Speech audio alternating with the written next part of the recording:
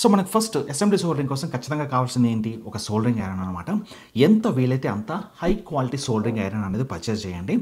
High quality అనగానే minimum 25 watts ఉండాలి. And ఒక థర్డ్ పార్టీ అప్రూవ్ చేసిన సోల్డరింగ్ ఐరన్స్ అయితే చాలా సేఫ్టీ ఉంటుంది అనమాట. అంటే థర్డ్ పార్టీస్ అంటే యూఎల్, సిఎస్ఏ, టీయూవి అని చెప్పి థర్డ్ పార్టీ ల్యాబ్స్ ఉంటాయి అనమాట. అవి కనుక అప్రూవ్ చేసిన సోల్డరింగ్ ఐరన్స్ అయితే హై క్వాలిటీ ఉంటాయి, సేఫ్టీ కూడా చాలా ఎక్కువ ఉంటుంది అనమాట. టెంపరేచర్ కంట్రోల్ చేయగలిగే సోల్డరింగ్ ఐరన్ పర్చేస్ చేయండి. టెంపరేచర్ కనుక కంట్రోల్ చేయలేకపోతే పీసీబీ బోర్డ్స్ డ్యామేజ్ అవుతాయి, అలాగే పీసీబీ కాంపోనెంట్స్ కూడా హై టెంపరేచర్ వల్ల డ్యామేజ్ అవుతాయి అనమాట. సో టెంపరేచర్ కంట్రోల్ చేయగలిగే ఒక సోల్డరింగ్ స్టేషన్ పర్చేస్ చేయండి.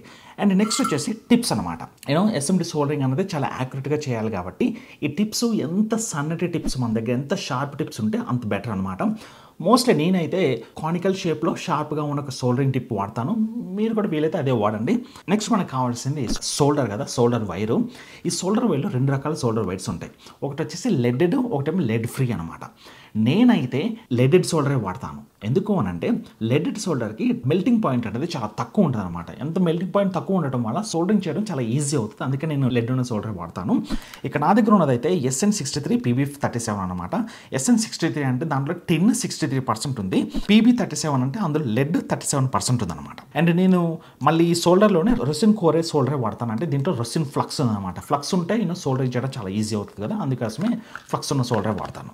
అండ్ ఎంత సన్నది వీలైతే అంత సన్నది పర్చేస్ చేయండి. ఇప్పుడు నేను వాడేది వచ్చేసి 0.5 మిల్లీమీటర్ డయామీటర్ ఉన్న సోల్డర్ వాడుతున్నాను. మీరు ఇంకంతకన్నా సన్నది దొరికితే అది కూడా వాడండి. ఇప్పుడు సోల్డరింగ్ చేసేటప్పుడు చాలా ఈజీ అవుతుంది. నెక్స్ట్ మనకు ఖచ్చితంగా కావాల్సింది ఫ్లక్స్. మీ దగ్గర కనుక ఫ్లక్స్ కనుక లేకపోతే సోల్డర్ చేయడం ఆపేసేయండి. ఫ్లక్స్ కొనుక్కున్న తర్వాత మాత్రమే సోల్డరింగ్ అనేది మొదలు పెట్టండి. ఎందుకంటే మెటల్స్ హీట్ అయినప్పుడు ఏమవుతుంది అంటే ఆ మెటల్స్ పైన ఒక ఆక్సైడ్ లేయర్ అనేది ఫామ్ అవుతుంది. ఆ ఆక్సైడ్ లేయర్ ఉంటే సోల్డరింగ్ చేయలేము, 2 మెటల్స్ అంటుకోమన్నమాట. సో ఆ ఆక్సైడ్ లేయర్ని రిమూవ్ చేయడం కోసం మనం ఫ్లక్స్ను వాడతాం. ఫ్లక్స్ ఒక రకమైన యాసిడ్ అనమాట. ఈ ఫ్లక్స్ని కనుక మెటల్స్ మీద అప్లై చేసి హీట్ చేస్తే ఆక్సైడ్ లేయర్ అన్నదాన్ని రిమూవ్ చేస్తుంది. So flux is very important. Next వచ్చేసి సపోజ్ మీరు ఏదైనా సోల్డరింగ్ చేసేటప్పుడు ఏదైనా మిస్టేక్ చేశారనుకోండి, ఆ ఎక్స్ట్రా సోల్డర్ని ఆ మిస్టేక్ని రిమూవ్ చేయాలన్నా కరెక్ట్ చేయాలన్నా మన దగ్గర డీసోల్డరింగ్ విక్ అనేది కావాలన్నమాట. కొంతమంది విక్ అంటారు, కొంతమంది దీన్ని కాపర్ బ్రేడ్ అంటారు, ఏదైనా కావచ్చు. బట్ డీసోల్డరింగ్ చేయాలన్నా మిస్టేక్స్ని కరెక్ట్ చేయాలన్నా ఇదైతే ఖచ్చితంగా ఉండాలి మన దగ్గర. నెక్స్ట్ ఎస్ఎండి సోల్డరింగ్లో బాగా యూజ్ చేసేది వచ్చేసి హాట్ ఎయిర్ గన్ను. చాలామంది ఏం చేస్తారంటే హెయిర్ని డ్రై చేయడం కోసం యూజ్ చేసే హాట్ ఎయిర్ గన్స్ని యూజ్ చేయొచ్చు కదా అని అనుకుంటుంటారు. అది యూజ్ చేయలేము, ఇంపాసిబుల్. ఎస్ఎండి సోల్డరింగ్ కోసం సపరేట్గా ఇలాంటి హాట్ ఎయిర్ గన్స్ ఉంటాయి అనమాట. మీరు మార్కెట్లోకి వెళ్ళి అమెజాన్లో కానీ ఈబేలో కానీ చూసినట్టయితే మీకు దొరుకుతుంది. ఇక హాట్ ఎయిర్ గన్ ఖచ్చితంగా కావాలి.